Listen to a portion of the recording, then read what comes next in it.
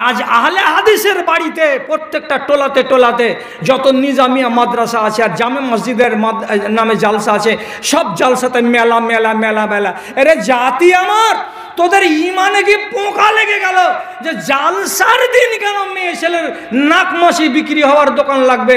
আর বেরেলিদের যখন মেলা লাগে উরুসের, তো উরুসের মেলাতে মেলাও বসে আর কাওয়ালিও হয় আর পীরের দরগারে সিজদাও হয়। মানে একদিকে ধর্ম চলছে আর একদিকে অপকর্ম চলছে। এটা হলো উরুসের মেলা। আর আজ আহলে হাদিসের বাড়িতে প্রত্যেকটা টোলাতে টোলাতে যত নিজামিয়া মাদ্রাসা আছে আর জামে মসজিদের নামে জালসা আছে, সব জালসাতে মেলা মেলা মেলা মেলা। আরে জাতি আমার, তোদের ইমানে কি পোকা লেগে গেল যে জালসার দিন কেন মেয়ে ছেলের নাকমাসি বিক্রি হওয়ার দোকান লাগবে আর ফেয়ার অ্যান্ড লাভলি বিক্রি হওয়ার দোকান লাগবে?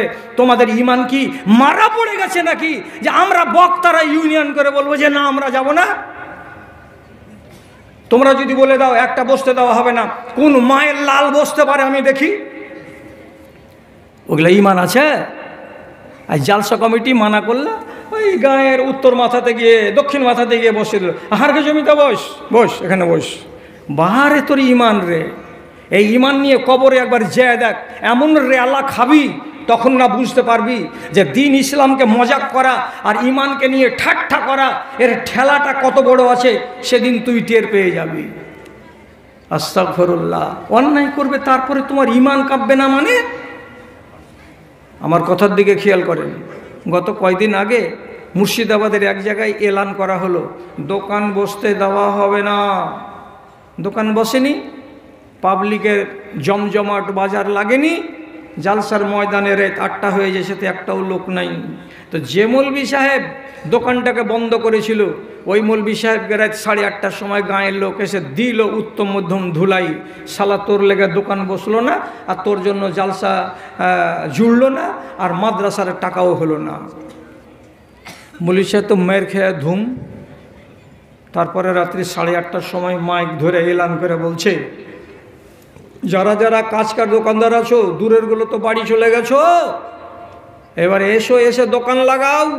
জালসার চারিদিকে যেখানে যেখানে জায়গা পাবে, বলতে নেই 15 মিনিটের ভেতরে পাছা কুদাটাও বসে গেল। এটাকে কী কয় যে ছেলে পেলে পাছা কুদায় না একটাতে এমনি এমনি করে, জগিং জগিং জগিং বা জাম্পিং, জাম্পিং বসলো, মূর্তি বসলো, হয়ে পড়া বাচ্চাগুলাকে ওপরে পৌঁছে দাও, গড়তে গড়তে নিচে আসবে, ছেলে পেলে হাসবে আর খেলবে, ওর মা দাঁড়িয়ে দাঁড়িয়ে দেখবে, ওর মার ভিতরে খেলে সুটসুট করবে, একবার হামি চড়তে পেতুম। ওটাও বসলো। চুরির দোকান বসলো, বেটি ছেলে হুড়াহুড়ি করে ঠেলাঠেলি করে বাজারও করলো, আর রাতের বেলায় কি হলো, জালসাও হলো, আর সকালবেলায় মাদ্রাসার 1.5 লাখ টাকা আয় হলো। বুঝতে পারছেন তো? হাজির হাটের লোক আপনারা বলছেন যে মেলা বসতে দেওয়া যাবে না। শুধু কি এইখানে আওয়াজ উঠেছে? সারা দুনিয়াতে আওয়াজ উঠে গেছে হারামি ইনকাম চলবে না। আমি বলছি জালসা না মেলা, আমি বলছি জালসা করছেন না মেলা। একগুলো লোক আওয়াজ তুলেছে, কি বলে, তোমরা ডেট দিচ্ছ কিসের জন্য? বলো যে আমরা জালসাতে যাব না যদি ওইখানে মেলা লাগে। তাহলে আমাদের বলার আগে আপনার ইমানে কি মাকুর সাথে হাওয়া ছেড়ে দিয়েছে নাকি, না ব্যাঙে ছেটে নিয়েছে? আপনারা বলতে পারছেন না যে একটা বন্দাকে আসতে দেব না কোনো দোকানদারকে। বেরেলিদের যখন মেলা লাগে উরুসের, তো উরুসের মেলাতে মেলাও বসে আর কাওয়ালিও হয় আর পীরের দরগারে সিজদাও হয়। মানে একদিকে ধর্ম চলছে আর একদিকে অপকর্ম চলছে। এটা হলো উরুসের মেলা। আর আজ আহলে হাদিসের বাড়িতে প্রত্যেকটা টোলাতে টোলাতে যত নিজামিয়া মাদ্রাসা আছে আর জামে মসজিদের নামে জালসা আছে, সব জালসাতে মেলা মেলা মেলা মেলা। আরে জাতি আমার, তোদের ইমানে কি পোকা লেগে গেল যে জালসার দিন কেন মেয়ে ছেলের নাকমাসি বিক্রি হওয়ার দোকান লাগবে আর ফেয়ার অ্যান্ড লাভলি বিক্রি হওয়ার দোকান লাগবে? তোমাদের ইমান কি মারা পড়ে গেছে নাকি যে আমরা বক্তারা ইউনিয়ন করে বলবো যে না আমরা যাব না? তোমরা যদি বলে দাও একটা বসতে দেওয়া হবে না, কোন মায়ের লাল বসতে পারে আমি দেখি? ওগুলো ইমান আছে? আর জালসা কমিটি মানা করলে ওই গায়ের উত্তর মাথাতে গিয়ে দক্ষিণ মাথাতে গিয়ে বসে দিল, আহারকে জমিতে বস, বস এখানে বস। বাহারে তোর ইমান রে, এই ইমান নিয়ে কবরে একবার যেয়ে দেখ, এমন রেলা খাবি তখন না বুঝতে পারবি যে দিন ইসলামকে মজাক করা আর ইমানকে নিয়ে ঠাট্টা করা এর ঠেলাটা কত বড় আছে, সেদিন তুই টের পেয়ে যাবি। আস্তাগফিরুল্লাহ। অন্যায় করবে তারপরে তোমার ইমান কাঁপবে না মানে? আমার কথার দিকে খেয়াল করেন। وأشهد أن محمدًا عبده ورسوله أما بعد فأعوذ بالله من الشيطان الرجيم بسم الله الرحمن الرحيم واذكروا نعمة الله عليكم إذ كنتم أعداء فألف بين قلوبكم فأصبحتم بنعمته إخوانا وقال الله تبارك وتعالى اليوم أكملت لكم دينكم وأتممت عليكم نعمتي ورضيت لكم الإسلام دينا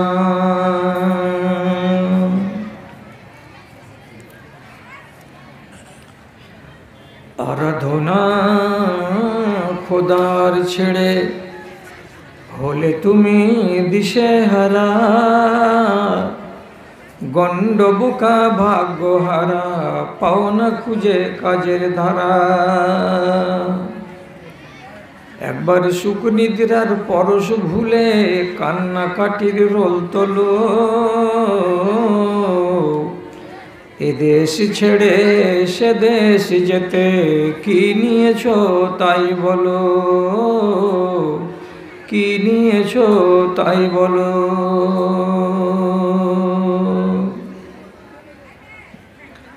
ধর্ম ভেঙে মর্ম পীড়াই ভুগবে তুমি মনে রেখো, আসছে মরণ করতে সাবার পিছন ফিরে ওই দেখো, পিছন ফিরে ওই দেখো। শখের বাজার সামটি এনে দিন ফুরায় রাত এলো, এদেশ ছেড়ে সে দেশে যেতে কি নিয়েছো তাই বলো, কি নিয়েছো তাই বলো।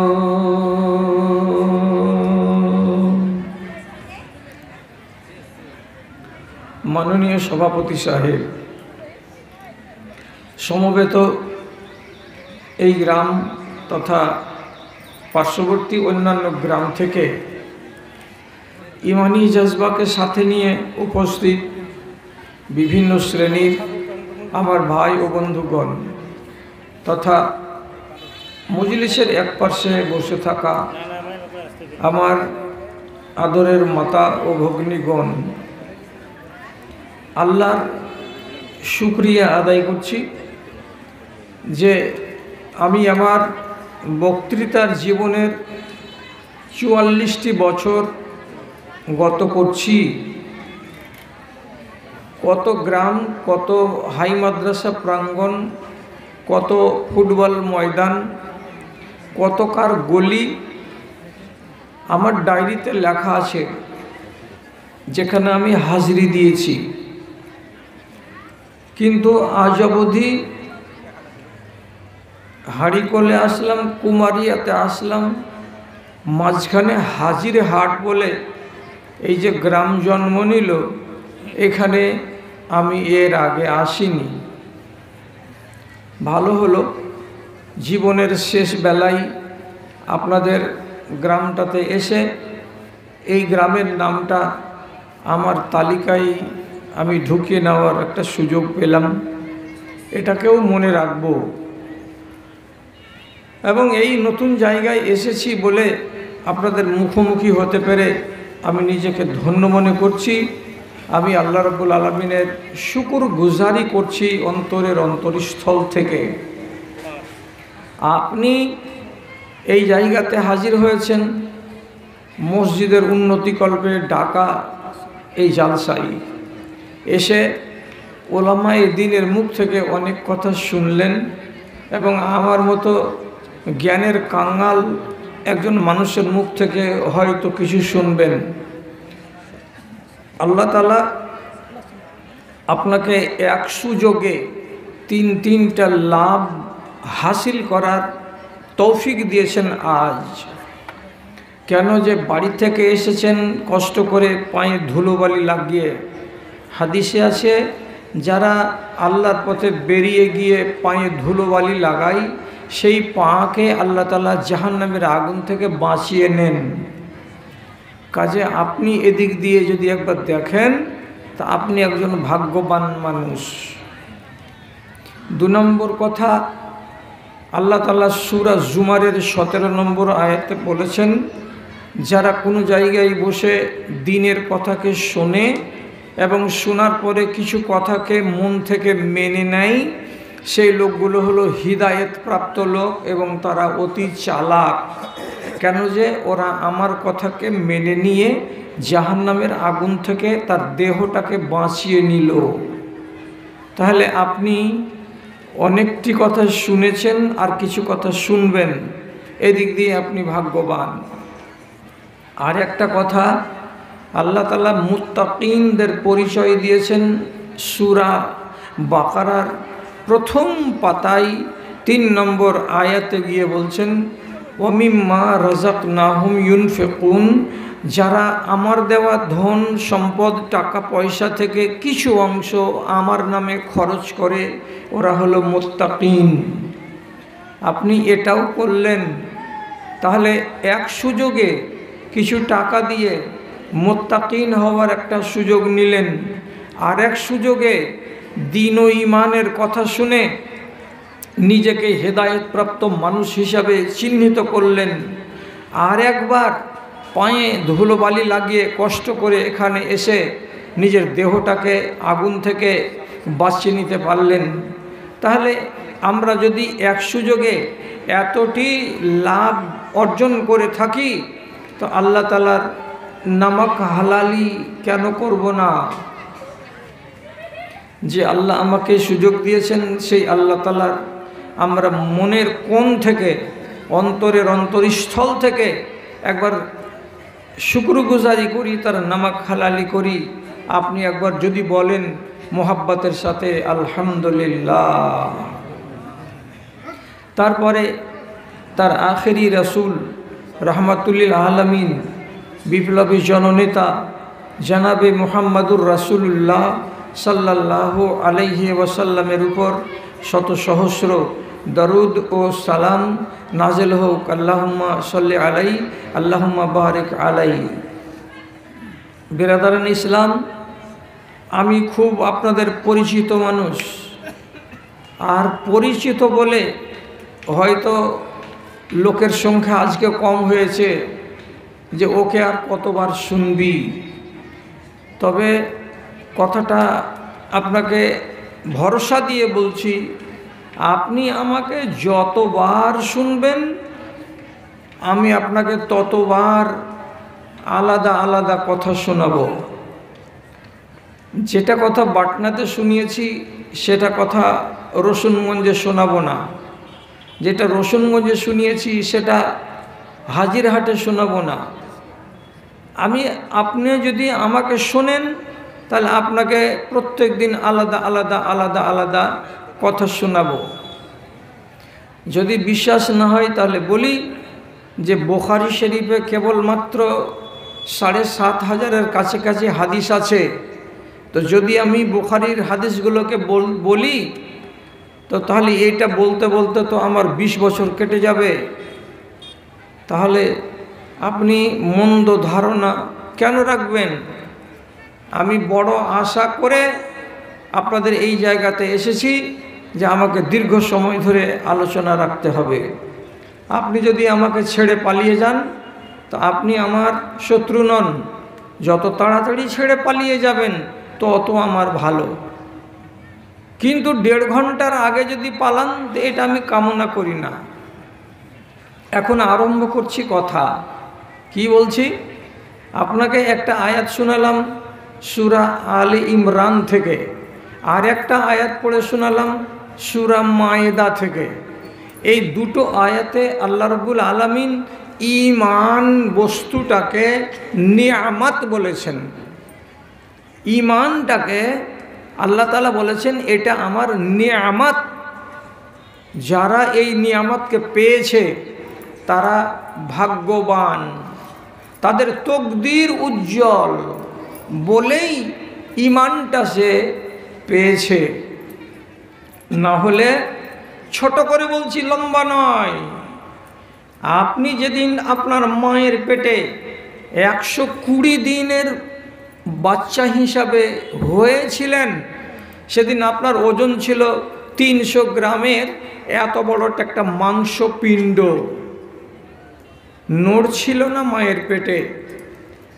সহি হাদিস, আল্লাহ তাআলা এক ফেরেশতাকে বলেন, 7 আসমানের উপরে যেখানে রূহ রাখা আছে, এই ফেরেশতা এই রূহটাকে হাতে করো। নিল, কোথায় নিয়ে যাব আল্লাহ? তো আল্লাহ তাআলা বলেন যে হাজির হাটের দক্ষিণ প্রান্তে ওই টালির বাড়িটাই পশ্চিম ভিটার ঘরে দেখো একটা মেয়ে ছেলে শুয়ে আছে, তার পেটের ভেতরে একটা বাচ্চা এসেছে। কতদিন বয়স হলো? 120 দিন বয়স হলো। ওই মেয়েটার পেটের ভিতরে যেখানে বাচ্চাটা আছে, ওতে এই রূহটা ফুঁকে দিয়ে চলে এসো, এটাই তোমার কাজ।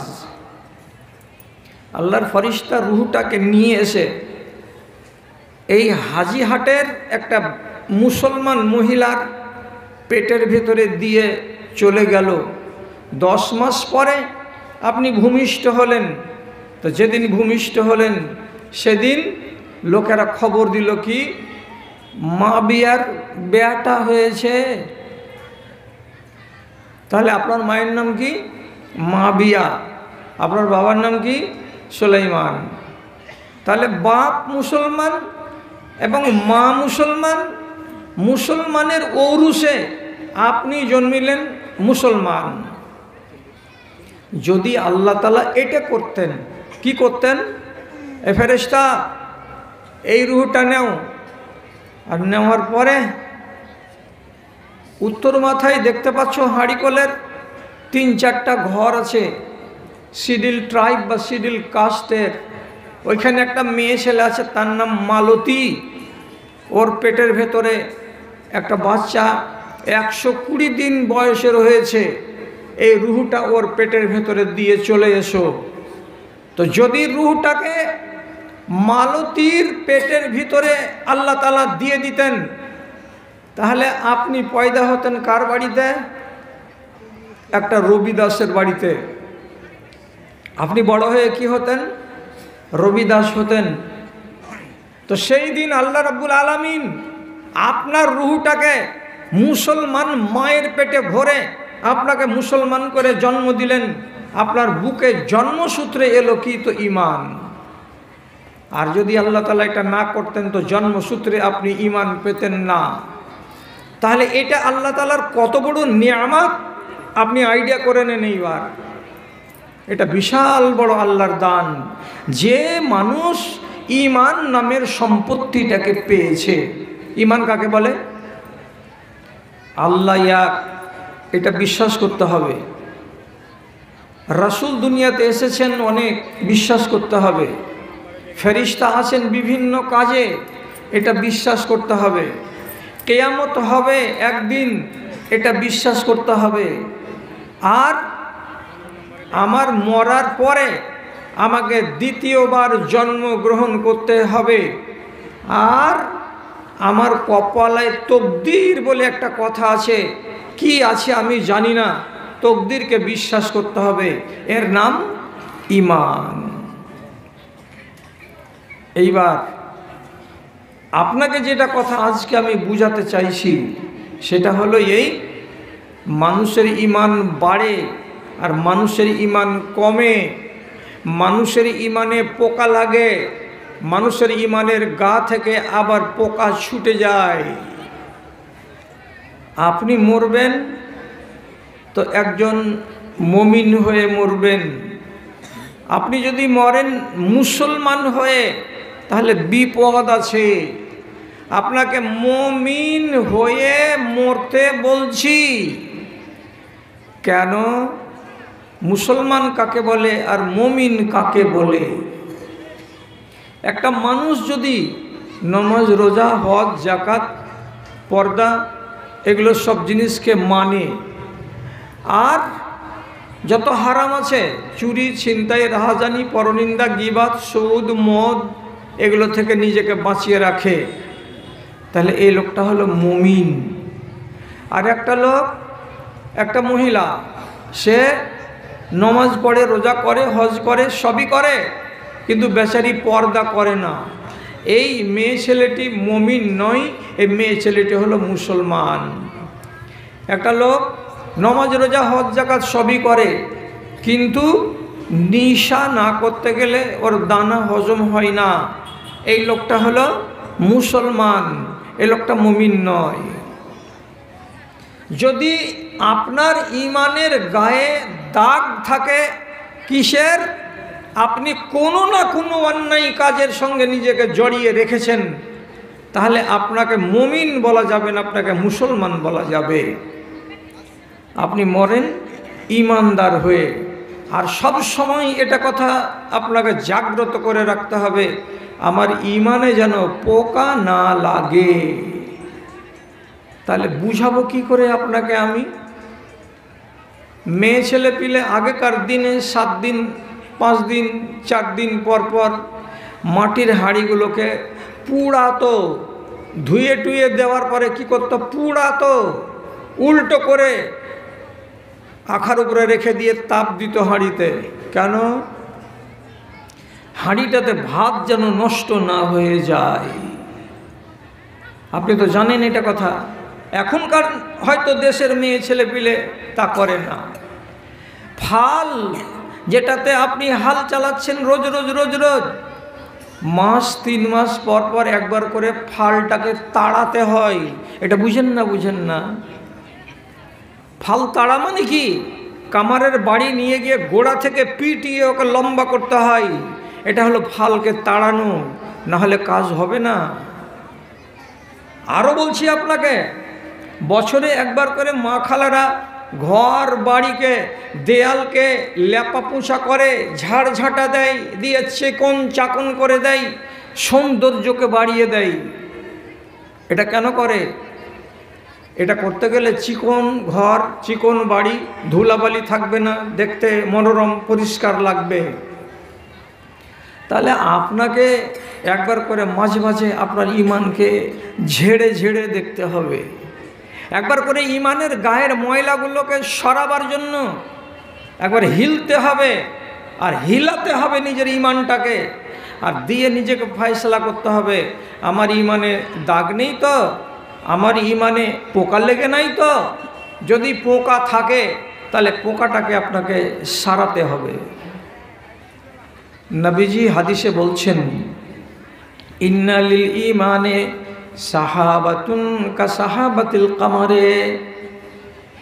যেমন চাঁদ 14 তারিখের ঝকঝকা হয়ে আসমানে দেখা দেয়, আর এত পূর্ণিমা রাতে সুন্দর আলো দেয়, ওই দিক থেকে এক ফালি মেঘ উড়তে উড়তে চাঁদের যখন সামনে এসে যায়, তখন দুনিয়াতে অন্ধকার নেমে যায়, চাঁদ ঢেকে যায়। তারপরে যখন মেঘটা সরে যায়, তখন আবার চাঁদটা উজ্জ্বল হয়ে চোখের সামনে দেখা যায়। মেঘে যদি চাঁদকে ঢেকে দেয় তো আলো হারিয়ে যায়, মেঘ সরে যায় তো আবার আলো প্রস্ফুটিত হয়। মুসলমানেরা, তোমাদের ইমানে এরকম করে মেঘ চেপে যায়, ছায়া পড়ে যায়। কিসের ছায়া? হারাম রুজির ছায়া। কিসের ছায়া? হারাম গেজার ছায়া। কিসের ছায়া? হারাম ইনকামের ছায়া।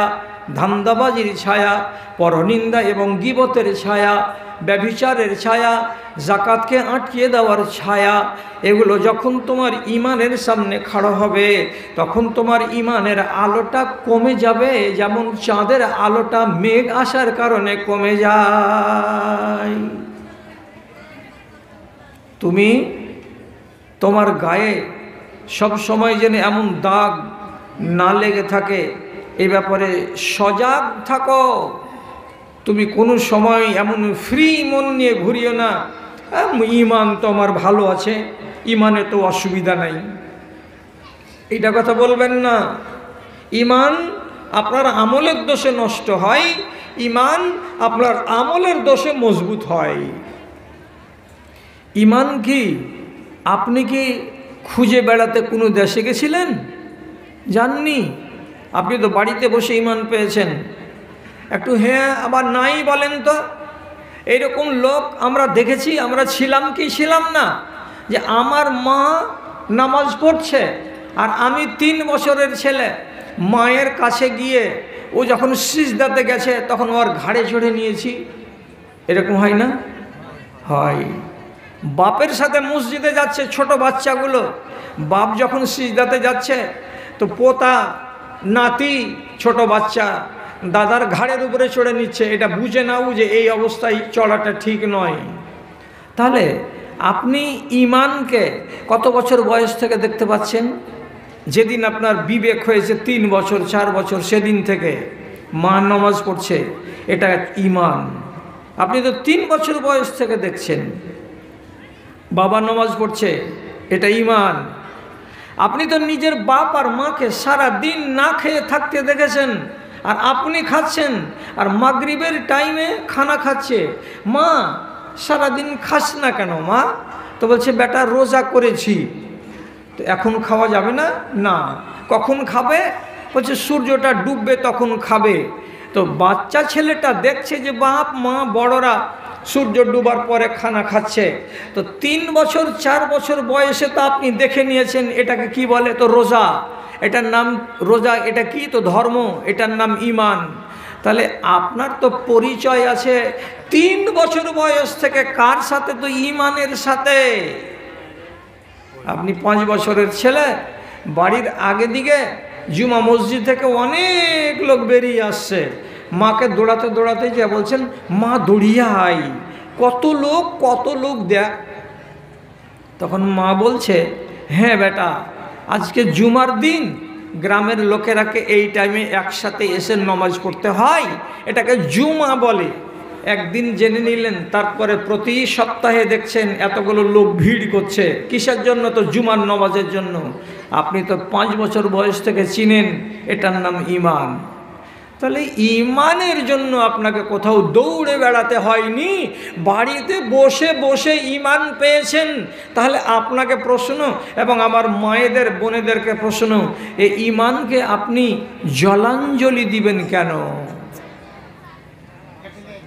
কি করে? কথার দিকে খেয়াল করুন। একজন সাহাবী, তার নাম যায়েদ ইবনে আমর, ওর সামনে কিতাব নাই, কোনো মাওলানা নাই, কোনো মাদ্রাসা নাই, শুধু মুখে কানে শুনেছে ইব্রাহিম নবী এসেছিলেন দুনিয়াতে, এবং নবী ইব্রাহিম একটা শরীয়ত নিয়ে এসেছিলেন, তিনি আমাদের পিতা। তো ইব্রাহিম নবীর নাম শুনে, ইব্রাহিম নবীর ধর্মটা প্রায় 4500 বছর পরে মক্কার লোকেরা স্মরণ রাখতে পারেনি। মিট মিট করে জ্বলছিল। এর ভিতরে যায়েদ ইবনে আমরের মতো একটা লোক বারে বারে আসমানের দিকে মুখ করে আর বলে, আল্লাহ ইমান কোথায় পাওয়া যাবে? কিভাবে তোমাকে ডাকবো যে তাহলে নিয়ম অনুযায়ী তোমাকে ডাকা হবে?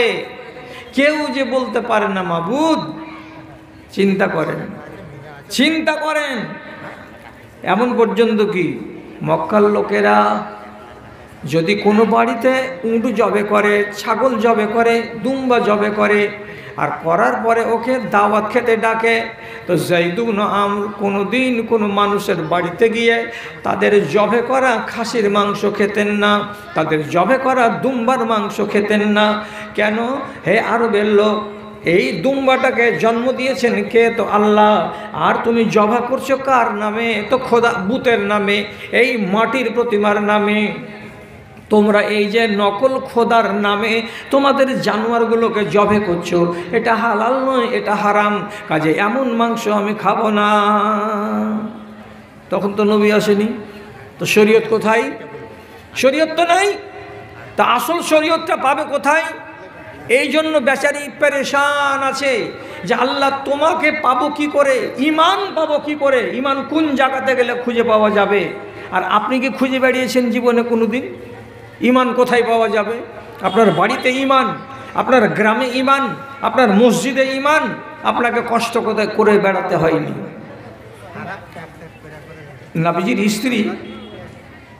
নবীজির স্ত্রী তিনি নিজে বলছেন, উম্মে সালমা, উম্মে হাবিবা, উনি কি বলছেন?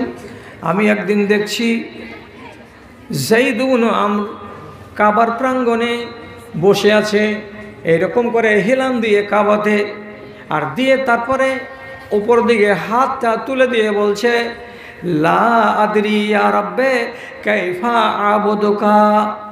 এ আসমানের মালিক, আমি জানি যে তুমি আকাশে আছো, তোমার নাম রব, তুমি হলে আল্লাহ, কিন্তু তোমাকে কেমন করে ডাকবো এটা জানতে পারি না রে মালিক। কেমন করে তোমার ইবাদত করব কেউ আমাকে শিখিয়ে দেয় না রে মালিক। আর এই দেশে যতগুলো লোক আছে সবাই মাটির খোদার পূজা করে, আর আমি মাটির খোদার পূজা করি না। কোন জায়গায় যেতে গেলে তোমাকে পাওয়া যাবে, কিভাবে ইবাদত করতে গেলে তুমি খুশি হবে, এ পন্থা খুঁজে বেড়াচ্ছি কিন্তু কোথাও পাই না। কি করে নামাজ পড়তেন উনি?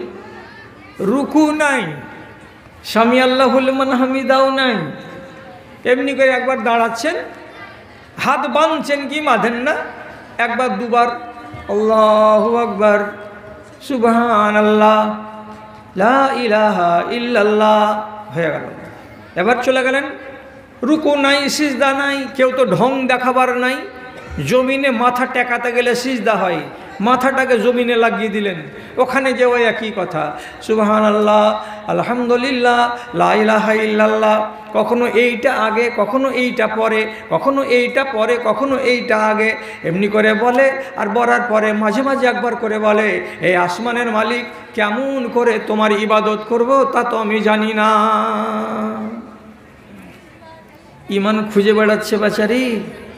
জি, শেষে কেউ ওকে খবর দিল, সিরিয়া যদি চলে যাও, ওখানে গেলে ধর্ম খুঁজে পাওয়া যাবে, ইমান খুঁজে পাওয়া যাবে। চলে গেল সিরিয়া। সিরিয়াতে গিয়ে একটা রাহেবকে বলছে, ঈসাই ধর্মের যেটা মুলবি পাদরি, ওকে যা বলছে, ভাই আমি ধর্ম খুঁজে বেড়াচ্ছি, নেই, কোথায় পাবো, আল্লাহকে কোথায় পাবো? তখন বলছে যে আমার কাছে পাবা, কি করতে হবে? বলছে ঈসা নবীর দিনকে কবুল করো। বলছে হ্যাঁ করব, কিন্তু তার শর্ত জানো, ঈসাইরা একটা ভুল কাজ করেছিল, তার কারণে ওদের উপরে আল্লাহর লানত পড়েছিল, ওই লানতের তোমাকে ভাগ নিতে হবে। যত দুনিয়াতে খ্রিস্টান আছে সবাই ভাগ নেই, তোমাকেও ভাগ নিতে হবে। রাজি আছো? আমর ইবনে যায়েদ ইবনে আমর বলছে, ভাই হে, আল্লাহর লানত যদি নিব তো তাহলে এত দূর কিসের জন্য এলাম? আল্লাহর লানত যদি ঘাড়ে নিতে হয় তো জাহান্নামে জ্বলতে হবে। আর এই জিনিস থেকে পালিয়ে বেড়াচ্ছি, আল্লাহর লানত যেন আমার উপরে না আসে, তো তোমার কাছে এলাম ধর্মের খোঁজে, তুমি আবার লানতের কথা বলছো। আমি এই ধর্মকে বিশ্বাস করি না, মানব না। 3 বছর খুঁজে বেড়ালো, এখানে যায়, ওখানে যায়, ওখানে যায়, একই শব্দ, একই কথা, দিন পাওয়া যাচ্ছে না। শেষে একজন ইহুদি ওকে সত্য কথাটা বলে দিল, আর দেওয়ার পরে বলল, এই খ্যাপা, তুই কি করে বেড়াচ্ছিস ধর্ম ধর্ম করে আর ইমান ইমান করে? আরে আসল ইমানের জায়গা তো তোর বাড়ি যেটা আরব দেশ, সে দেশে তো আছে, এখানে কি করতে এসেছিস তুই? কোথায় আছে ভাই? তো বলছে তোমাদের মক্কাতে আখেরি নবী রাহমাতুল্লিল আলামিন তার নাম মুহাম্মদ মুস্তাফা সাল্লাল্লাহু আলাইহি ওয়াসাল্লাম আত্মপ্রকাশ করেছেন। তিনি রবকে কেমন করে ডাকতে হবে তার তালিম দিচ্ছেন। তিনি হলেন শেষ নবী। তার কথা মতো যদি চলো তাহলে তুমি আল্লাহর ঠিকানা পাবে এবং তুমি রহমাতুল্লিল আলামিন নবীর একজন উম্মতি হয়ে বাঁচতে পারবে। এদিকগুলো ছাড়াও। ও বেচারি তখন বলছে, তাই নাকি? খবর পেয়েছেন? হ্যাঁ। সব ফেলে দিয়ে একটা উঁটে চড়ে যা তার তল্পি তল্পা ছিল নিয়ে রওনা দিয়েছে মক্কার পানে। কিছু দূর যাওয়ার পর রাতের বেলায় সে দেশে তো লুটতরাজ, দাঙ্গা হাঙ্গামা, মাল ছিনতাই, লুটে নেওয়া এগুলো তো সাধারণ ব্যাপার ছিল। রাতের বেলায় যায়েদ ইবনে আমরকে কিছু ডাকাতেরা ঘিরে নিল, আর নেওয়ার পরে ওর মাল কয়টাকে ছিনিয়ে নিল, আর নেওয়ার পরে ওকে বলছে খালি হাত চলে যা। যেমনি তাকে খালি হাত যাওয়ার সুযোগ করে দেওয়া গেল, আর একজন ডাকাত বলছে একে যদি খালি হাত ছেড়ে দাও তাহলে পরে কিছু দূর গিয়ে খবর দিয়ে দিবে যে এই জায়গাতে ছিনতাইকারীর দল আছে, অতএব কোনো সওয়ারি এ রাস্তা দিয়ে যাবে না। যদি নিজেদের ব্যবসাকে চালু রাখার ইচ্ছা থাকে তাহলে আর মাল লুটে নিলি তার জীবনটাকেও লুটে নি, একে মেরে শেষ করে দে। বেচারিকে ওখানেই কপিয়ে মেরে শেষ করে দিল। মক্কা পর্যন্ত পৌঁছিতে পারল না, আখেরি নবীর দিদার পেল না এবং নতুন ধর্ম ইসলামকে কবুল করার সুযোগ পেল না। কিছুদিন পর তিনি খবর পেলেন, আমার নবী খবর পেয়ে গেলেন যে এই রকম একজন আল্লাহর বান্দা মক্কাতে ছিল, ধর্মের খোঁজে দেশ বিদেশে বেড়িয়ে বেড়িয়ে সিরিয়া থেকে খবর পেল যে আপনি এখানে আত্মপ্রকাশ করেছেন। দৌড়ে দৌড়ে আশেকানা মন নিয়ে চলে আসছিল, রাস্তাতে তাকে মেরে ফেলে দিয়েছে ডাকাতের দল।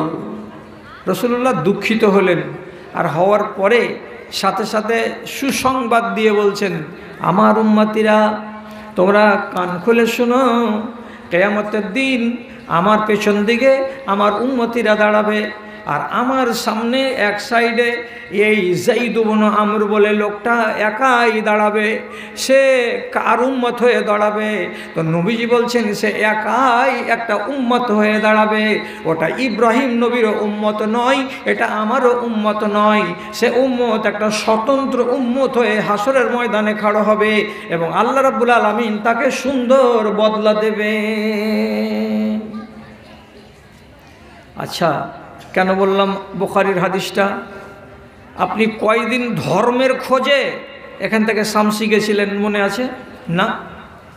ধর্ম খুঁজতে আমাকে কোনো জায়গায় টাকা পয়সা খরচ করে যেতে হয় না? গ্রামের জুমা মসজিদে শুক্রবারের দিন যদি যাই তাহলে 8 ঘন্টা করে ওয়াজ হবে। বছরে কয় দিন? 52 দিন। 52 দিনে কয় রকমের ওয়াজ হবে? কোনো দিন হবে মাতা পিতার সেবা, কোনো দিন হবে সুদ, কোনো দিন হবে মদ, কোনো দিন হবে জান্নাত, কোনো দিন হবে জাহান্নাম, কোনো দিন হবে ব্যবসা, কোনো দিন হবে হালাল, কোনো দিন হবে হারাম, কোনো দিন হবে রমজান। এই করে করে করে করে সারাটা বছর আপনাকে ধর্মের জ্ঞান দেওয়া হয়, আর কোনটা করতে হবে তার জ্ঞান দেওয়া হয়, আর কোনটা করতে হবে না তার জ্ঞান দেওয়া হয়।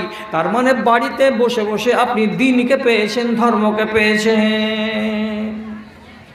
তাহলে যে মানুষটাকে চেরেনা মেহনত করতে হয়নি ধর্মের ব্যাপারে, আর সেই আল্লাহর নিয়ামতকে পাওয়ার পরে আজ আপনি ধর্মের সঙ্গে ছিনিমিনি কেন করে বেড়াচ্ছেন? এটাই তো জবাব, এটাই তো আপনার কাছে আমার জিজ্ঞাসা। কেন করছেন এইরকম দাদাজান ভাইজান আপনারা আর আমরা? আমাদের দেশের লোকেরা ইমানকে নিয়ে ছিনিমিনি চলছে সারাটা দেশের মাটিতে। কি ছিনিমিনি?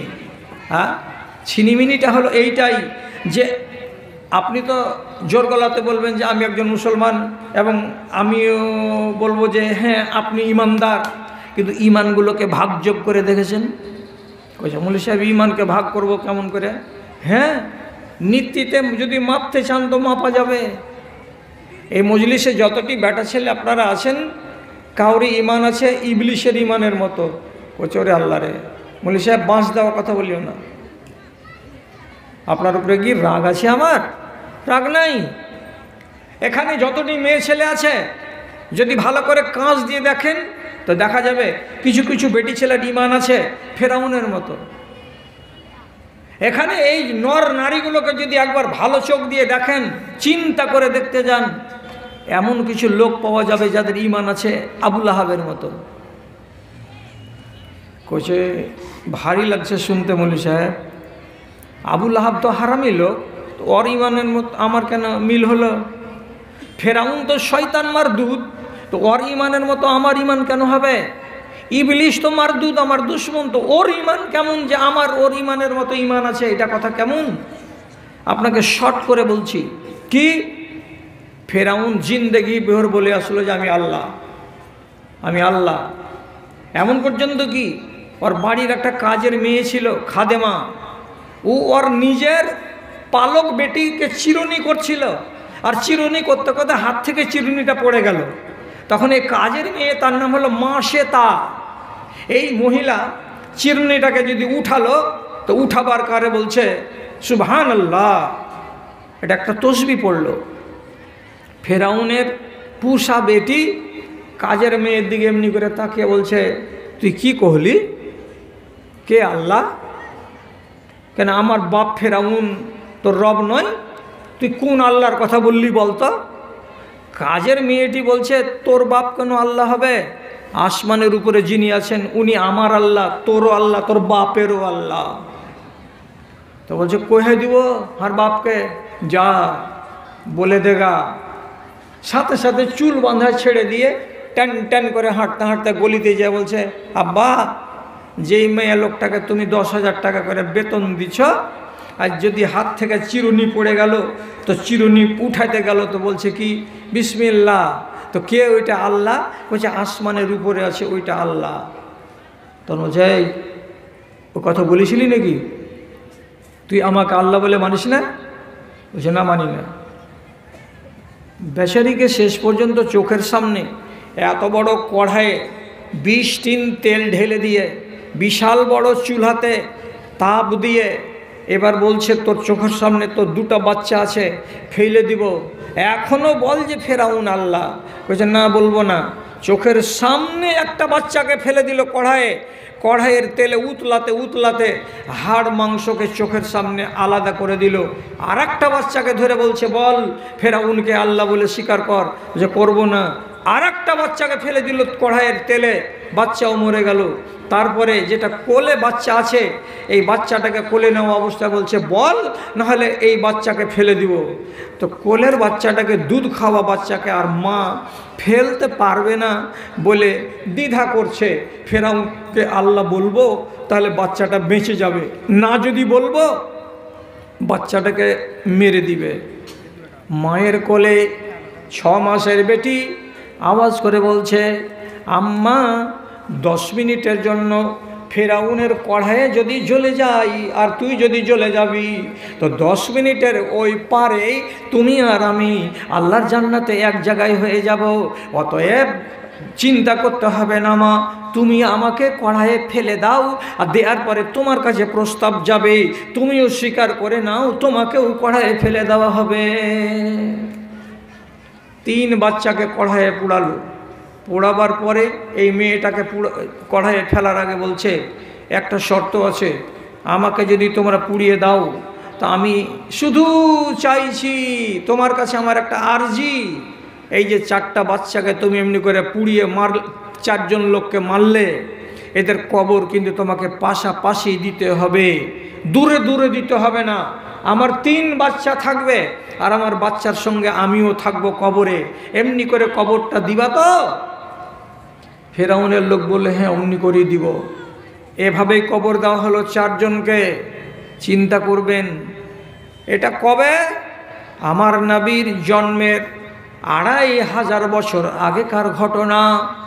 এবার নবীজি দুনিয়াতে এলেন, আসার পরে যখন আসমানের সফরে যাচ্ছিলেন বাইতুল মুকাদ্দাস থেকে, তো আসমানের সফরে বেরিয়ে গিয়ে কিছু দূর যখন চলে গেছেন, তখন নবীজির নাকে সুন্দর সুন্দর জান্নাতুল ফেরদাউস সেন্ট আসছে, ঘ্রাণ আসছে নাকে।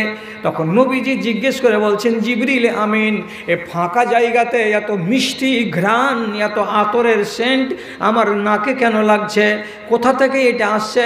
হযরতে জিবরিল জবাব দিয়ে বলছেন, হে আল্লাহ পাকের রাসূল, আপনার নবী হওয়ার ২৫০০ বছর আগে এই সোজাতেই এই সামনে জমিনে এক জায়গায় আল্লাহর বান্দিকে কবর দেওয়া আছে, তার নাম হলো মাশেতা। আল্লাহর নামে তাকে শহীদ হয়ে যেতে হবে।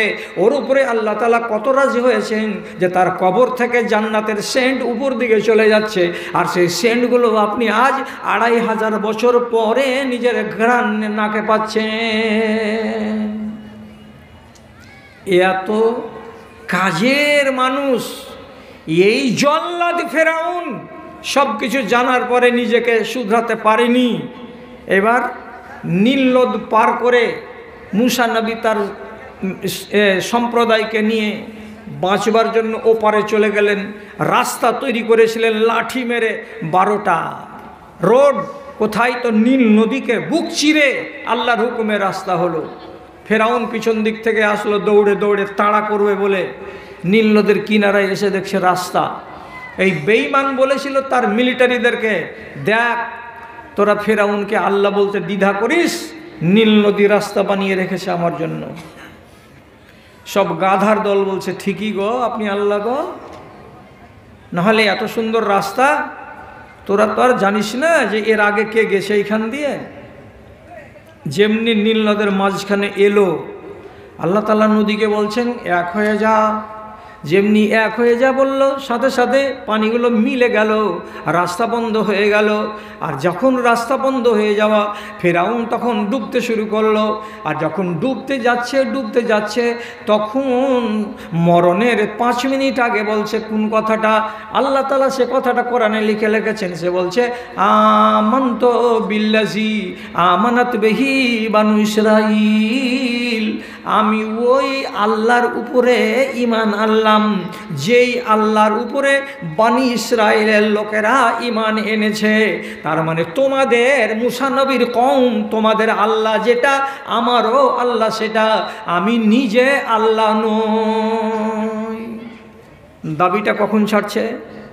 মরবার 5 মিনিট আগে আমি রিজাইন দিয়ে দিলাম, আমি আল্লাহ নই। তাহলে কাকে আল্লাহ বলে মানছ?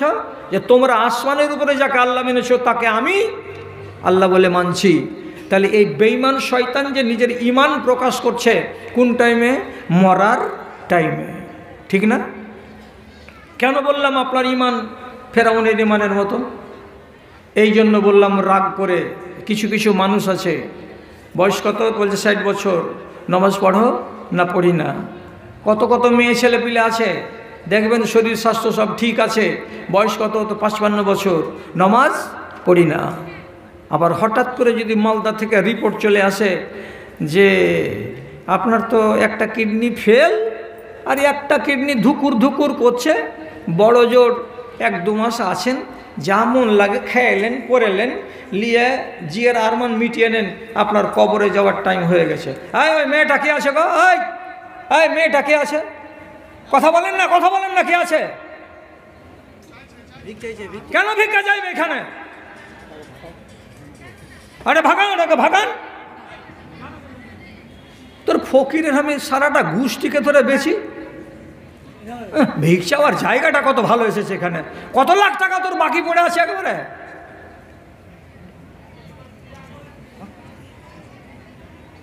মানুষের ঘাড়ে ঘাড়ে ভিক্ষা করতে আসছে শালা বেলজ্জা কোথাকার। হ্যাঁ, কি বলছিলাম? তো যখন হঠাৎ করে মালদার ডাক্তারে রিপোর্ট করলো কিডনি ফেল, আর কিডনি ফেল শোনার পরে বেটাকে কইছে, এটা কি কহিলে রে বেটা? কইছে, লক্ষ্য থাকবে মা, তুই তো বকিস না, তো ওষুধ খা, ভালো হয়ে যাবে। এটা কথা চাপা থাকবে কি? 2 দিন পরে 3রা দিনে দিন ওর বেটি ওর গোড়াতে করে কাঁদছে। কইছে, হ্যাঁ রে মর্জিয়া, কাঁদছিস কেন? কইছে, তুই আর বেশি দিন বাঁচবি না গে মা। ঠিক না? কইছে তোর কিডনি ফেল হয়ে গেছে। কি কিডনি ফেলটে? তো কইছে এরকম একটা জিনিস আছে পেটের ভিতরে, ওইটা না থাকতে গেলে মানুষ বাঁচে না। ফেল হয়ে গেছে মানে নষ্ট হয়ে গেছে। তোর মুখ ফুলে গেছে, তোর গাল ফুলে গেছে, তোর শরীর ফুলে গেছে। তুই বুঝতে পারছিস কি? হ্যাঁ বেটা, ফুলে গেছে, মেলায় হ্যাঁ ফুলে গেছি, ওই তোর মরণের লক্ষণ। আর কোথায় যাবি? আদরির মা তখন ধরলেন নমাজ। পাকা নমাজির বেটি নমাজি, মগরবের নমাজ, আসরের নমাজ, যত নমাজ আছে এই নমাজ ধরলে 7 দিন পরে চলে গেল ভোজ খেতে কবরে। কয়দিন ইবাদত করলে? ওই 7 দিন। আর এর আগে যে তুমি 55 বছর বেঁচে থাকলা দুনিয়াতে, এটি কি হয়েছিল? যেটি রসগোল্লা, ওটি হিসাব নাই। মরবার কালে যারা নিজেকে বদলায়, এর মানে কি?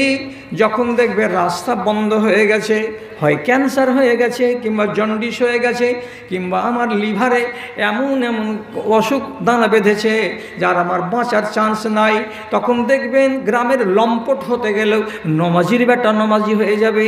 গ্রামের মদখোরকেও দেখবেন যখন খবর পেয়ে যাবে তোমার কলেজা শেষ হয়ে গেছে, তখন মসজিদকে ধরবে, আল্লাহকে ধরবে। তার আগে তারা আল্লাহকেও ধরবে না, মসজিদের দিকেও আসবে না, নমাজের নাম নিবে না, ধর্মকে পাত্তা দেবে না। এই স্বভাবটা কার? তো ফেরাউনে। ইমান ভালো করেন, মরবার কালে আল্লাহকে ডাকবেন, এটা হবে না। কোরআনে আল্লাহ তাআলা বলেছেন ইনি আমার সহপাঠী আর একজন ভালো আলেম। দেখেন আমি কথাগুলো কি জালবাজি করে বলছি? আল্লাহ তাআলা কোরআনে বলছেন ওয়াইজা আনআমনা আলাল ইনসানি আরাজা ওয়া নাআ বিজানিবিহি ওয়াইজা মাসসাহু শাররু ফাযু দুআইন আরিজ। যখন আমি তাকে ধনে ডুবিয়ে রাখবো, মালে ডুবিয়ে রাখবো, টাকাতে ডুবিয়ে রাখবো, শাড়ি আর ব্লাউজ আর সায়া আর ম্যাক্সিতে আমি ডুবিয়ে রাখবো, তখন আমাকে বলে একবার ভাববে না। আর যেদিনই বড় মুসিবতে পড়ে যাবে, বিপদে পড়ে যাবে, তখন দোয়া করবে কেমন করে? তো জু দুআইন আরিজ, লম্বা লম্বা করে দোয়া করবে। আর মাঝে মাঝে 10 কেজি করে চাল দিয়ে পাঠাবে। কোথায়? তো মাদ্রাসায়। দরকার পড়তে গেলে একটা 8 কেজির খাসি মাদ্রাসায় দিয়ে পাঠাবে। আর দিয়ে বলবে মুলি সাহেবের এটাকে তোমরা খেয়ে নিও, আর নেওয়ার পরে আমার জন্য দোয়া করিও, আমাকে আল্লাহ যেন হায়াত দেয়। কিরে, মরবার কালে শরবত খাবি? এটা ফেরাউনের ইমান। কিছু মানুষ আছে এখানে, বেটা ছেলেও বেটি ছেলেও, এদের ইমান আছে কার মতো? তো ইবলিশের মতো। ইবলিশের ইমান নিয়ে মরলে হবে না, আপনাকে পাকা ইমানদার হতে হবে। আবু বকরের মতো, উসমানের মতো, আলীর মতো পাকা ইমানদার হয়ে মরুন। ইবলিশের ইমান মানে কি? ইবলিশের ইমান মানে দেখেন কোরআনে লেখা আছে। আর আপনারা তো আমার সাথে অতটা উঠা বসা করেন না বলে আমাকে আপনারা জানেনও না। ফোন নাম্বার তো আছে, দরকার হলে জিজ্ঞেস করবেন, না হলে মৌলানা ওবায়দুল্লাহকে বলবেন। স্পষ্ট কথা কোরআন মাজিদের লেখা আছে, বদরের যুদ্ধের দিন এদিকে 313টার, ওদিকে 1000টা মুশরিক লড়ালড়ি হবে। এমন সময়তে ইবলিশ শয়তান মানুষের রূপ ধরে এসে মক্কার মুশরিকদেরকে ডেকে বলছে, ভিড়া যা, আমি আছি তোদের পিছনে, কেউ তোদের চুল ব্যাগা করতে পারবে না, আজকে তোদের জয় নিশ্চিত হবে। এমনি করে উদ্বুদ্ধ করছে, সবাইকে উদ্বুদ্ধ করছে। ইতিমধ্যেই আল্লাহ রাব্বুল আলামিন কোরআনে বলছেন আমি কি করলাম? আমার এই মুসলমান কয়টাকে মানে জয়ী বানাবার জন্য আসমান থেকে ফারিস্তা নাজেল করলাম। যখন ফারিস্তারা নাজেল হতে লাগলো সাদা সাদা পোশাকে আর সাদা সাদা পাগড়িতে, মানুষেরা দেখতে পায় না, কিন্তু ইবলিশ শয়তান দেখতে পাচ্ছে যে এগুলা কি নামছে, হ্যাঁ এগুলা কি নামছে, হ্যাঁ তো মিলিটারি নামছে আসমান থেকে। যখন দেখতে পেল ফারিস্তা নামছে আসমান থেকে, তখন ইবলিশ শয়তান বলছে উপায় নাই রে বাবারা, আজকে তোরা রেহাই পাবি মুসলমানদের হাতে, তার সুযোগ নাই। যখন দেখতে পেল বিপদ ঘনিয়ে এসেছে, তখন যুদ্ধের মাঠ ছেড়ে পালিয়ে যাচ্ছে। যখন পালিয়ে যাচ্ছে তখন লোকেরা বলছে ভাই তুমি আমাদের পিছন দিকে ছিলে, তোমাদের সাহস ছিল, এখন তুমি পালিয়ে কেন চলে যাচ্ছ? তখন ইবলিশ শয়তান বলছে ইন্নী আরা মা লা তারাউনা, আমি যা আমার 2 চোখে দেখতে পাই তোমরা সাধারণ মানুষ তা দেখতে পাও না। এর মানেটা কি? আমার 2 চোখ দিয়ে দেখতে পাচ্ছি আল্লাহর ফেরেশতা নাজিল হচ্ছে লড়াই করার জন্য তোমাদের মোকাবিলায়, আর তোমরা পারবে না, আমি ওদেরকে পারবো না, এই জন্য আমি ময়দান ছেড়ে পালিয়ে যাচ্ছি। তারপরে ইবলিস শয়তান কি বলছে? আল্লাহ তাআলা কোরআনে বলছেন, ইন্নী আখাফুল্লাহ রব্বুল আলামিন, আমি আল্লাহ রব্বুল আলামিনকে বলে ভয় করি, আমার জানে আল্লাহকে বলে ভয় আছে। হ্যাঁ না বলুন? কোরআনের আয়াতটাকে পড়ে শোনালাম। ইবলিসের জানে আল্লাহকে বলে ভয় আছে না নাই? বলুন বলুন। আছে? ওর জানে ভয় আছে? ভয় তো জানে আছে, তো তুই আমল কেন করিস না? মুসলমান কেন হইস না রে বেটা? আজও তো তুই লেগে আছিস মুসলমানের পাশে, তুই বলছিস যে আল্লাহর নামে আমার ভয় আছে, কিন্তু আজ পর্যন্ত ইবলিস শয়তান নিজের ইবলিসে ছাড়েনি, চালিয়ে যাচ্ছে নিজের তবলিগ। তাহলে ওর ইমানের সাথে আপনার ইমানের কি সম্পর্ক? যদি আপনাকে খালি বলি কবর বলে আপনার জানে ভয় লাগে না? ভয় তো লাগছে মৌলভী সাহেব। মরবার কালে যে খিঁচে দম বের করবে ফারিস্তা, আবার কাউরি কাউরি আরাম করে জান কবজ করবে আল্লাহর ফারিস্তা। তো আপনার যদি জানকে কুশোরকে পিড়ানোর মতো করে নিংড়ে বের করে, তো এত ঠেলা লাগবে, আপনার জানে ভয় লাগে না? কইছি এগুলা কথা কইছেন, কার জানে ভয় নেই জি মাওলানা? মৌতকে কহে আপনার জানে ভয় আছে, তো ভয় যদি আছে সোজা হন না কেন? কথাটা বলেন। ওরও জানে ভয় আছে, সোজা হয় না। আপনার জানে ভয় আছে, সোজা কেন হন না? তার মানে ইবলিশ ভয় করে তবুও সোজা নয়, এটা হলো তার ইমান। আর আপনিও আল্লাহকে বলে ভয় করেন কিন্তু সোজা পথে আসছেন না, এটা হলো আপনার ইমান। এই জন্য রাগ করে বলেছিলাম আমাদের এখানে অনেকগুলো মুসলমান আছে যাদের ইমান হলো ইবলিশ শয়তানের ইমানের মতো। ইমানটাকে একটু ভালো করতে হবে। ওই যে ভালো তো করবো মৌলভী সাহেব, তো ইমানটা ভালো করতে গেলে কীরকম ইমান করা দরকার? আমি আপনাকে যদি উদাহরণ দিই, যে নিজেকে একবার হিলিয়ে হিলিয়ে দেখেন তো যে আমি ঠিক আছি না নেই। কী করে হিলিয়ে দেখবেন? রমজান আসছে, এই রমজানে আপনাকে হিলিয়ে হিলিয়ে দেখতে হবে যে আমার ইমান ঠিক আছে কি না। আমি একটা উদাহরণ দিচ্ছি আপনাকে। দুটা বেটি ছেলে সম্পর্কে, দুটাই বোন। এই দুই বোন ইমাম আহমদ ইবনে হাম্বলের কাছে এসে মশলা জিজ্ঞেস করছে, মাওলানা একটা ফতোয়া দেন তো। কি বাবা? তো বলছে আমরা দুই বোন চরখা চালাতে জানি, সুতা কাটতে জানি। চরখা চালাতে বুঝবেন না? সুতা কাটতে জানি। তো সুতা কাটি রাতের বেলায়। তো আমরা এমনই গরিব মানুষ যে আমাদের বাড়িতে আলো নাই, চিরাগ নাই, ললটেন নাই। কি করি? আমার বাড়ির সামনে ত্রিমোহনীতে রাজার পক্ষ থেকে জায়গা জায়গা যে বড় বড় আলোর স্তম্ভ বসানো হয়, তো রাজার জ্বালানো আলোর পার্শ্বে দাঁড়িয়ে দাঁড়িয়ে আমরা সুতা কাটি রাতের বেলায়। কথাটা বোঝা যাচ্ছে? একটা লোক হ্যাঁ বলেন তো। একবার এক সময়ে যেদিন কারেন্ট ছিল না, শামসি স্টেশনের পশ্চিম প্ল্যাটফর্মে, সামনে এবং পূর্ব দিকের প্ল্যাটফর্মে পিলারের ওপরে এত বড় বড় একগুলো লালটনের আলো দেখেছেন জ্বলতে? না দেখেননি? কোন দেশের লোক এগুলা? যে কারেন্ট ছিল না সেই যুগে, তো স্টেশনে একটু তো আলো লাগবে। মাগরিব হতে গেলেই এত বড় চেরাগ কাঁচ দিয়ে ঘেরা বাঁধা খুঁটির ওপরে রেখে দিয়ে চলে আসলো, সারা রাত আলোটা জ্বলবে। তো বাদশাহ নিজের আমলে চৌরাহাতে চৌরাহাতে একটা করে দ্বীপ জ্বালিয়ে রাখতো, যাতে দেশটাকে একবারে অন্ধকারে ডুবে না যায়। মেয়ে দুটা কি বলছে? বাদশার জ্বালানো চেরাগের পার্শ্বে রাতের বেলায় দাঁড়িয়ে আমরা সুতা কাটি, এটা তো আমাদের চেরাগ নয়। তো মশলাটা কিরে বাবা? তো বলছে মশলাটা হলো এই যে আমরা যে বাদশার চেরাগের আলোতে সুতা কাটছি, তো এই সুতা কাটা আমাদের জায়েজ হচ্ছে। ওরে আল্লাহ রে, তোরা কোন দেশের বেটি ছিলি গে? দুই বোন যে বলছে আমাদের কি পরের আলোতে দাঁড়িয়ে দাঁড়িয়ে সুতা কাটা হালাল হচ্ছে না হালাল হয় না। যদি বলেন এটা হালাল নয়, তাহলে কাল থেকে আমরা সুতা রাতের বেলায় কাটবো না, যতটি হবে দিনের বেলাতেই হবে। আর যদি বলেন জায়েজ আছে হালাল আছে, তাহলে রাতের বেলাতেও সুতা কাটবো। কার আলোতে? তো বাদশার আলোতে। ইমাম মালিক, এই ইমাম আহমদ বিন হাম্বল প্রথমেই জিজ্ঞাসা করে বলছেন, মাগে তোরা কোন বাড়ির বেটি? তোর বাপচা ছাড়া কেমন? তোদের বাড়িখানে দিন আর ইমানের চর্চাটা কত ছিল?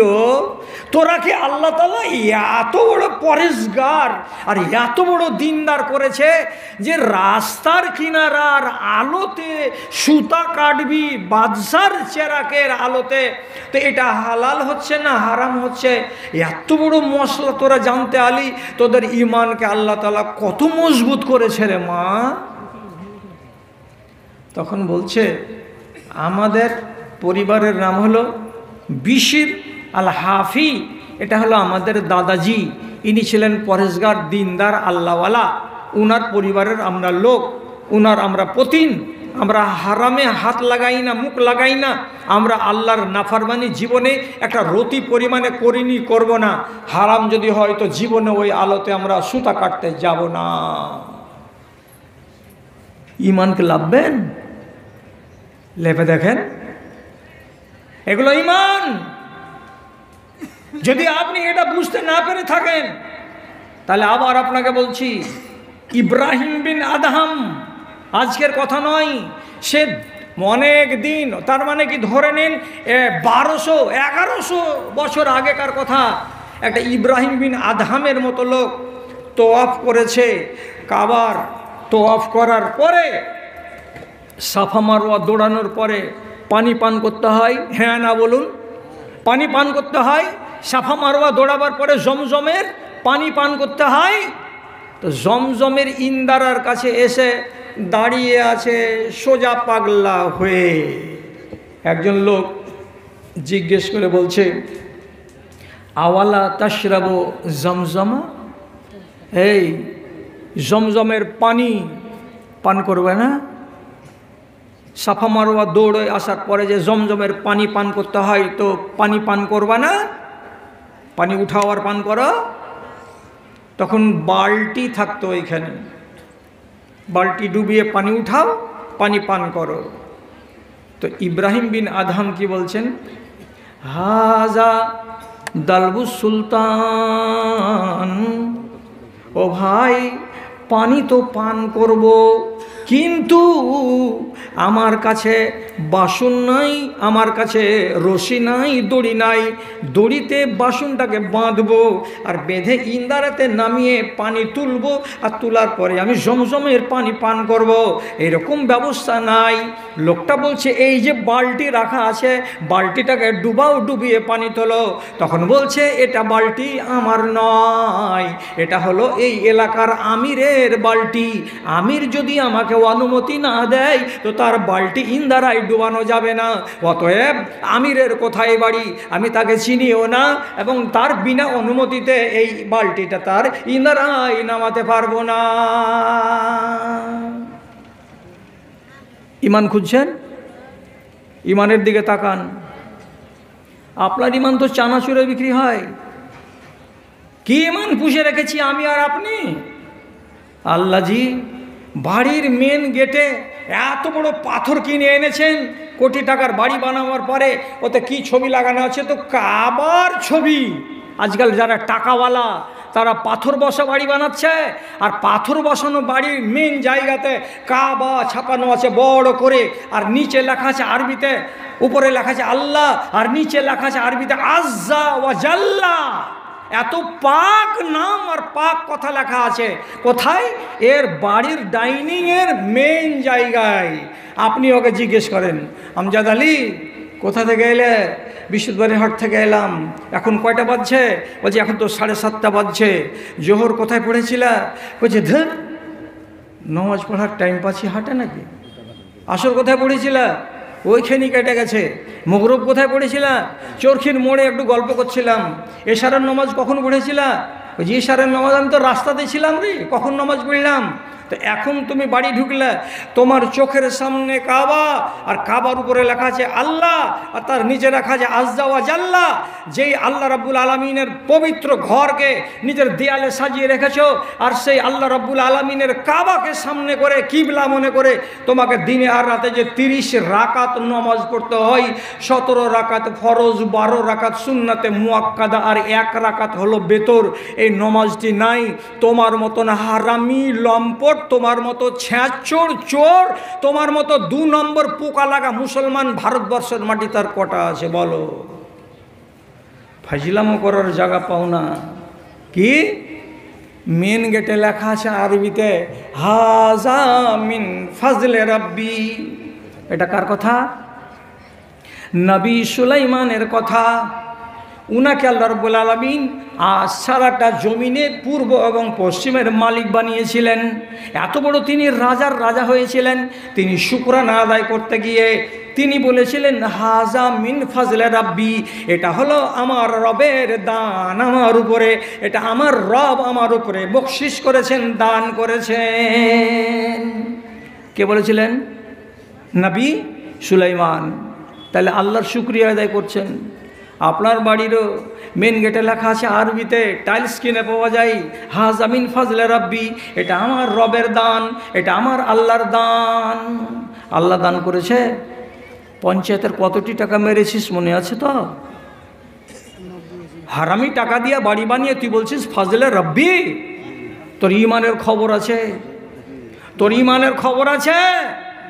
ওয়াজ শুনতে এসেছ হাজির হাটের লোক। গোড়াতেই বলেছিলাম যেদিন আসবো সেদিন আলাদা আলাদা কথা বলবো।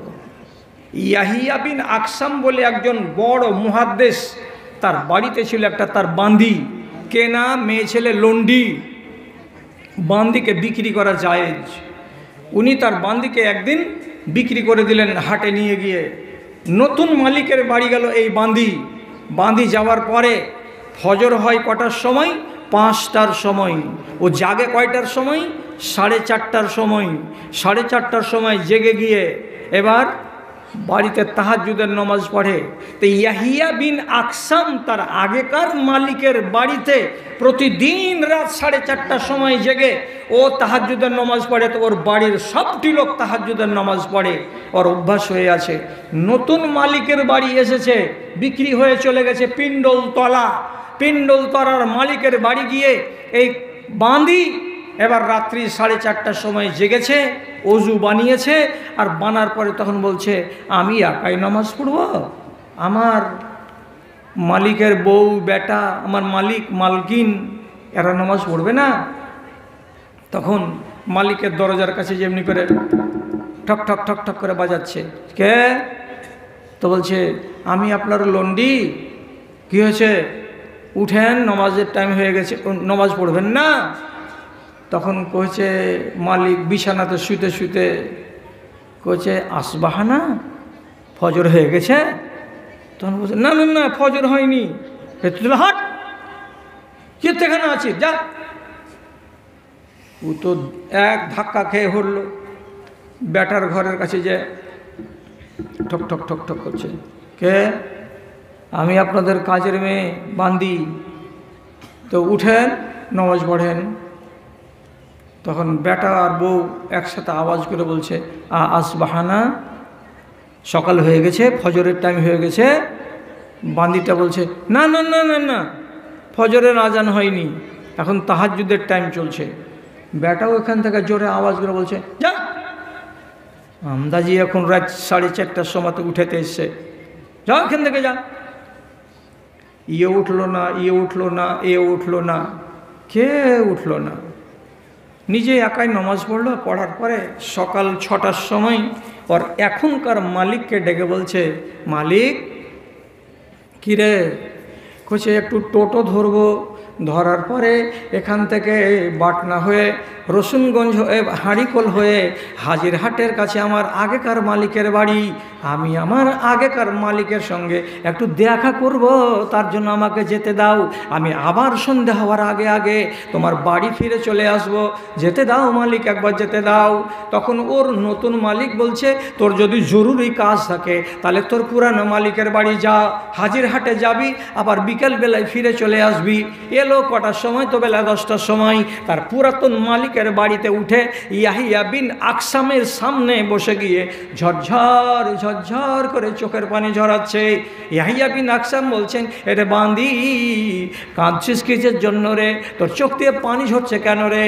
তখন বান্দি বলছে, মালিক রে, তোমার বাড়িতে ছিলাম তো বড্ড ভালো ছিলাম। তুমি যদি আমাকে বিক্রি করলে তো ভালো মানুষের বাড়ি কেন বিক্রি করলে না? তুমি আমাকে বিক্রি করেছো এমন বাড়িতে গিয়ে যেই বাড়ির আসল মালিকটাও জাগে না এবং তার বাড়িওয়ালিটাও জাগে না, যেই বাড়ির বেটা ছেলেটাও জাগে না, যে বাড়ির মেয়ে ছেলেটাও জাগে না, কোনো একটাও লোক তাহাজ্জুদের নামাজ পড়ে না। কেবল কোনো রকম করে তারা ফজরের নামাজটা আদায় করে, এছাড়া আর নফল নামাজ কেউ পড়ে না। এমন বাড়িতে তুমি আমাকে কিসের জন্য বিক্রি করে দিলে? ওহো, একটা কাজের মেয়ে তাহাজ্জুদের নামাজ পড়ে, আর বাড়ির লোকটিকে নামাজ পড়াতে পারছে না বলে চোখের পানি ঝরিয়ে ঝরিয়ে কাঁদছে, আর নিজের পুরাতন মালিককে এসে বলছে, আপনি আমাকে ঘুরিয়ে এলেন, ওই বাড়িতে আপনি আমাকে রাখেন না, 3 দিনের মধ্যে মধ্যে ব্যবসাকে ফেরত করা যায়, আপনি যদি ফিরিয়ে নেন আমাকে তো বড্ড আমার মনটা ভালো হবে। ইয়াহিয়া বিন আকসাম তার পরের দিন যত টাকাতে বিক্রি করেছিলেন অতটি টাকা পিণ্ডলতলার মালিককে জমা দিয়ে তার বাঁদিকে ফিরিয়ে নিয়ে চলে আসছেন। এটা কে? এটা কাজের মেয়ে, এটা বাঁদি, রাতের বেলায় জাগে। কিসের জন্য জাগে? তাহাজ্জুদের নামাজ পড়ার জন্য জাগে। এটা কি? এটার নাম ঈমান। আপনার হাজিরহাটের যতটি বেটি ছেলে আছে, আর হাঁড়িকোল আর রসুনগঞ্জের বেটি ছেলে আছে, ডেকে বলবেন তো, পুরা করে নামাজ পড়িস না? কি ঈমান পুষে রেখেছি। এই ঈমানে আপনি কল্যাণ পাবেন। মেয়েদেরকে আর ওয়াজ করবো না, আমি আপনাদেরকে বলছি, অন্যায় করছেন তো আপনার ভেতর কাঁদে না কেন? এই কথাটার জবাব দেন। এক জায়গাতে ন্যায়ের কাজ হবে আর আরেক জায়গাতে অন্যায়ের কাজ হবে। হ্যাঁ, গত কয়দিন আগে মুর্শিদাবাদের এক জায়গায় এলান করা হলো, দোকান বসতে দেওয়া হবে না। দোকান বসেনি, পাবলিকের জমজমাট বাজার লাগেনি, জালসার ময়দানে রাত 8টা হয়ে যায়, সাথে একটাও লোক নাই।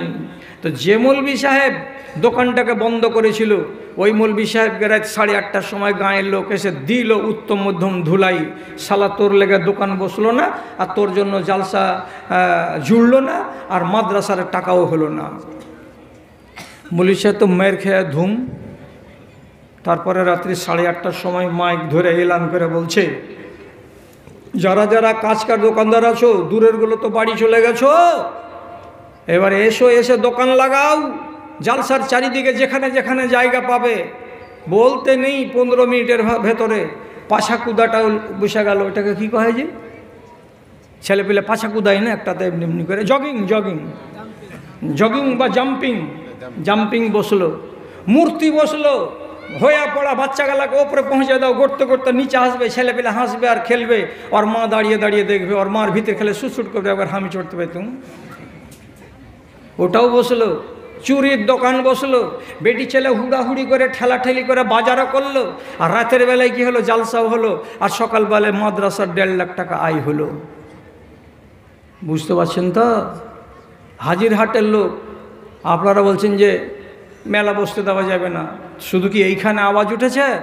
সারা দুনিয়াতে আওয়াজ উঠে গেছে, হারামি ইনকাম চলবে না। আমি বলছি জালসা না মেলা, আমি বলছি জালসা করছেন না মেলা। একগুলো লোক আওয়াজ তুলেছে, কি বলে, তোমরা ডেট দিচ্ছ কিসের জন্য? বলো যে আমরা জালসাতে যাব না যদি ওইখানে মেলা লাগে। তাহলে আমাদের বলার আগে আপনার ইমানে কি মাকুর সাথে হাওয়া ছেড়ে দিয়েছে নাকি, না ব্যাঙে ছেটে নিয়েছে? আপনারা বলতে পারছেন না যে একটা বন্দাকে আসতে দেব না কোনো দোকানদারকে। বেরেলিদের যখন মেলা লাগে উরুষের, তো উরুষের মেলাতে মেলাও বসে আর কাওয়ালিও হয়, আর পীরের দরবারে সিজদাও হয়। মানে একদিকে ধর্ম চলছে আর একদিকে অপকর্ম চলছে। এটা হলো উরুসের মেলা। আর আজ আহলে হাদিসের বাড়িতে প্রত্যেকটা টোলাতে টোলাতে যত নিজামিয়া মাদ্রাসা আছে আর জামে মসজিদের নামে জালসা আছে, সব জালসাতে মেলা মেলা মেলা মেলা।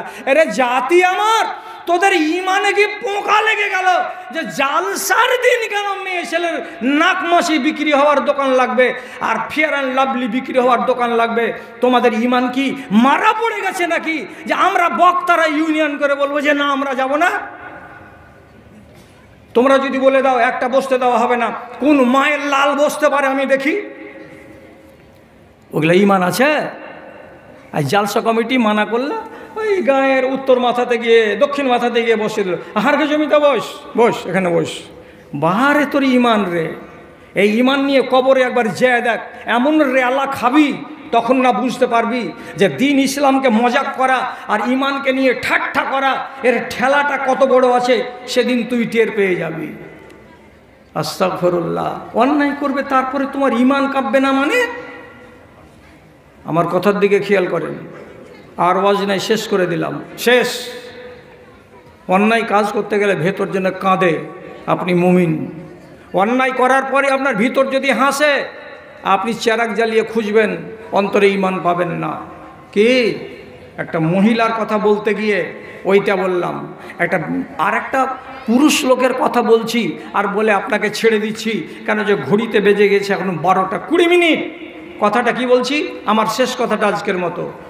এক লোক খেজুরের বাগানে কোদাল চালাচ্ছিল, কোদাল চালাচ্ছে, এই টাইমে ওর পাশ দিয়ে একটা যুবতী মেয়ে ছেলে চলে যাচ্ছে। মেয়ে ছেলেটিকে দেখে বলছে, এই বাবা, অত দূর দিয়ে না ঘুরে বাগানের মধ্য দিয়ে হেঁটে চলে যাও, এখান দিয়ে যাও।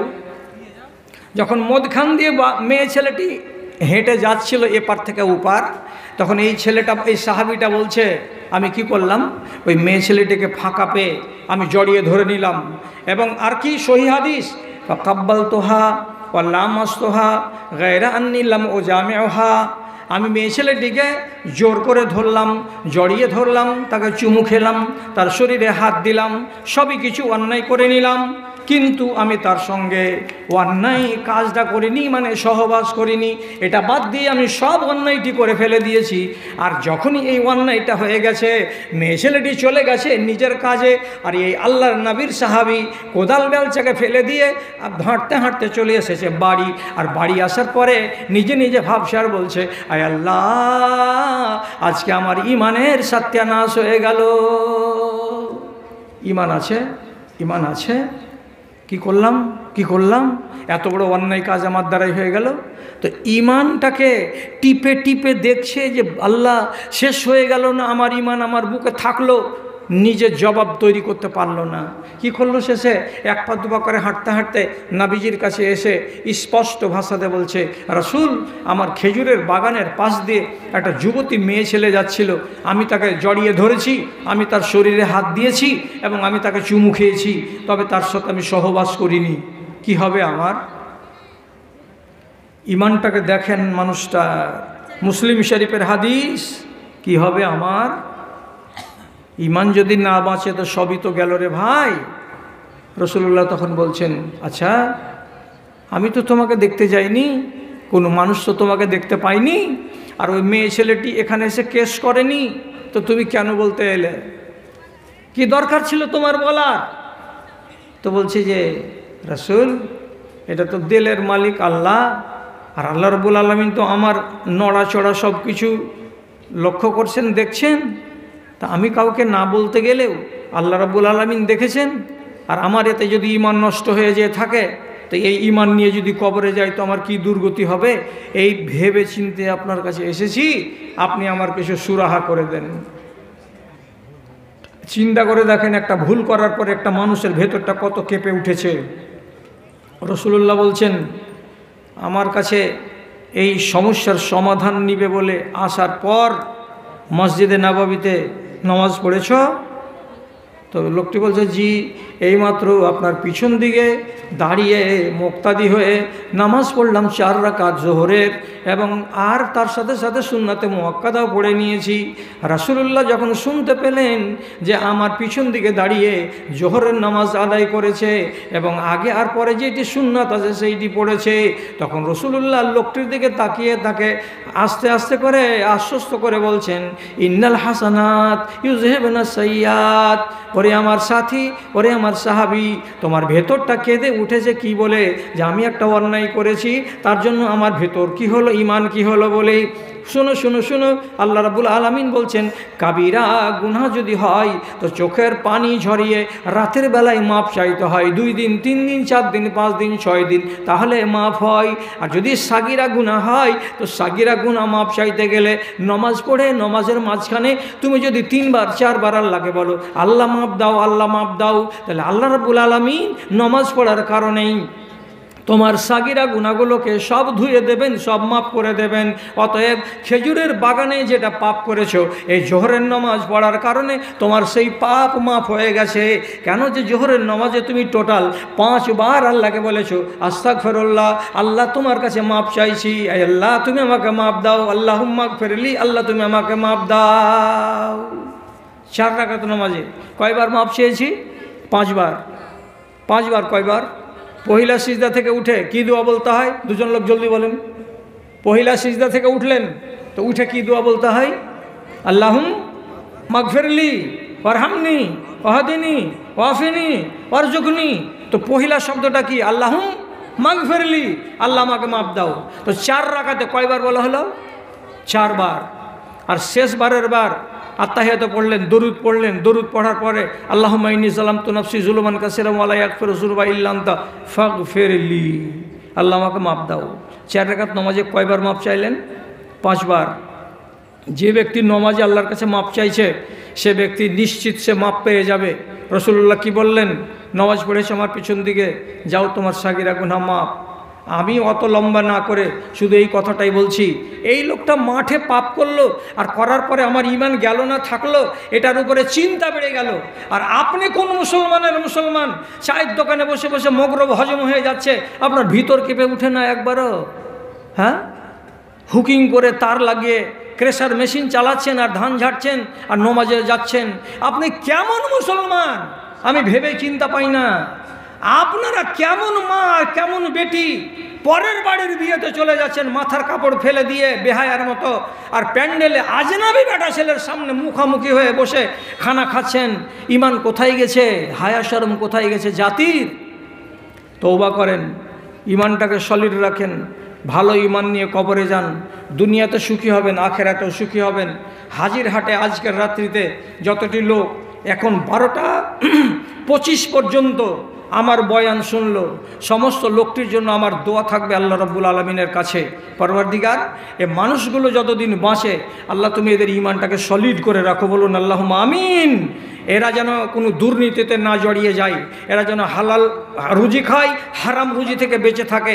মায়েরা যতটি এখানে ওয়াজ শুনতে এসেছে তারা যেন বেনামাজি না হয়, এরা যেন নামাজ ত্যাগকারিনী না হয়, এরা যেন যে কোনো কষ্টই হোক না কেন তোমার নামাজকে যেন হিফাজত করে এবং পর্দাকে বাঁচিয়ে জীবন কাটাতে পারে। আল্লাহ তাদের জন্য দোয়া রাখছি।